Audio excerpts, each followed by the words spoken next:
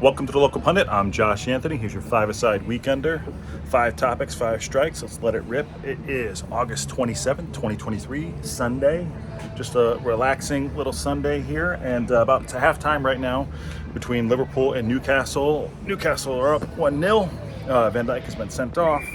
Game was a little boring at the beginning. It was touted to be the the neutrals game of the weekend, and it might turn out to be. I mean, never count out Liverpool, especially with all that talent on the field. But right now it's halftime, so this might be out after that game is over. But right now, halftime, 1-0, Newcastle are up, and Van Dijk has been sent off. But let's get right into these strikes. Okay, your first strike is Tottenham. All right, Tottenham. I want to talk about Tottenham. Now, if you had told me that after losing Harry Kane, that Tottenham would be top of the tree and have 9 points going in to the fourth week, after the third week going into the fourth week without Harry Kane, I would have questioned that a bit. But Postecoglou has that team cooking. I'm telling you, they are cooking.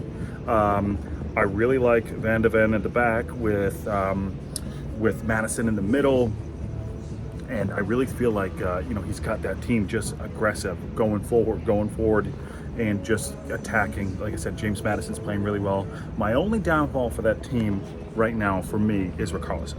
Now, he's a Brazilian striker. He's good. He's their number 9 now.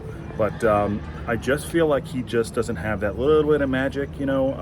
He's super talented, but his head drops. He drops around the park a little bit. He's not really the finished, like someone who I think could actually get him to the title if they had someone else up front, like an Alvarez, let's say an Alvarez who plays over at City, something like that. I know it's a big stretch, but I think they'd be really pushing for the title. But early doors, really just want to give a shout out to Tottenham fans and Tottenham in general. I really feel like they're going to play well, and that's my surprise of the opening first weeks of the Premier League season. So yeah, that's your first strike. Second strike, Brighton and Hove Albion. Okay, yes, Brighton and Hove, we gave a shout out to them last week. Brighton and Hove went down yesterday 3-1 to West Ham, who are also looking really good, and they don't have Kudus in yet, and also James Ward-Prowse played yesterday. But I want to talk about Brighton. So Brighton lost Caicedo recently, but they already have their replacement already. This Carlos Baleba, he's 19 years old, from Lille, 27 million pounds. He's headed over there to replace the Caicedo loss. They're using that money, and the scouting network at Brighton is super, so I'm sure he's a baller. I haven't seen him play, but I will go check out some of his clips and maybe we'll report back to you. But yeah, that's the replacement. But listen, Brighton went down 3-1 yesterday. De Zerbi had them still cooking for it, going after it, and they never gave up. So this is a team that I still feel, even though they lost yesterday to a really good West Ham team, I feel like they're going to do some business. I feel like they're going to do well this year, and they also have Europe, which is going to be a big stretch. But let's see. I want to, even like I said, during the loss yesterday, they still kept coming, and there were some amazing saves by Areola, the West Ham goalkeeper yesterday, who kept them out. And it was one of those days where it's like, I know it was 3-1, but it's just not going to be beat. There's some days you're just not going to get past a keeper who's just on form, and yesterday Areola was on form. So, but shout out to Brighton going down hard yesterday with a fight and didn't give up, and I still feel like that's a team to watch this year in the Prem. So yeah, that is your second strike. Your third strike is the Newcastle game that we just talked about. Newcastle-Liverpool game is at halftime right now. But just wanted to give a little, there's just something not right with Van Dijk, and that's why I'm bringing this into our third strike. It's Van Dijk. He's one of the best, has been one of the best defenders in the Premier League the last several years, but there's just something just not quite there. He's the glider on the park and just get his foot on the ball, right timing.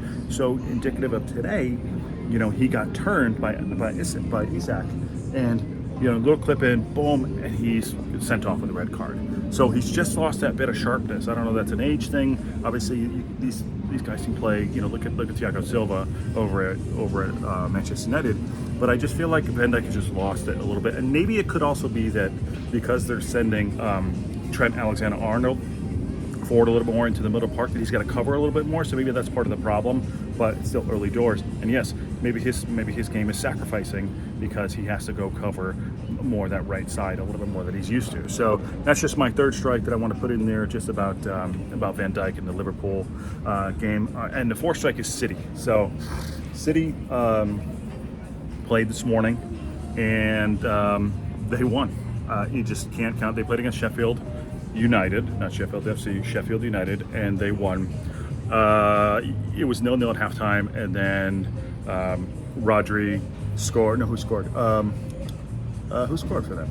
And Rodri had the second goal. I had to think about who had the first goal. But, you just cannot count them out. They just... Oh, it was Holland. Jeez, Holland. Of course it was Holland. Holland scores. Then Sheffield United score. Then Rodri in the box, left-footed. Just bang. They're never getting back. You just can't count this team out. Pep is recovering. He's got a back issue. He's in surgery. They showed a close-up of the managers that are covered for him on the sideline. They had their headphones weren't working. Pep was trying to call it in the first half, so they changed this shit real fast. So, but never count City out. I know they've lost a ton of players, and they're probably still looks like they're still trying to get some players in, but never count City out. And sometimes they're a bit boring to watch. Unfortunately, they are the best team, but it's just when the other teams sit back, like Sheffield United were sitting back today and just weren't getting into the game as much. It's just kind of just like it's all, it's just gets a little boring. But never count them out. That team is on fire, and I don't want to tip them to win the league, but they're probably, obviously they're massively favored. But I want to see what happens in the rest of this window, to make my predictions of what I think can happen. And granted, they'll be 4 or 5 weeks in. Okay, that is your fourth strike. Your fifth strike is Manchester United. I'm going to talk about my team, Manchester United, who had a comeback victory 3-2 yesterday.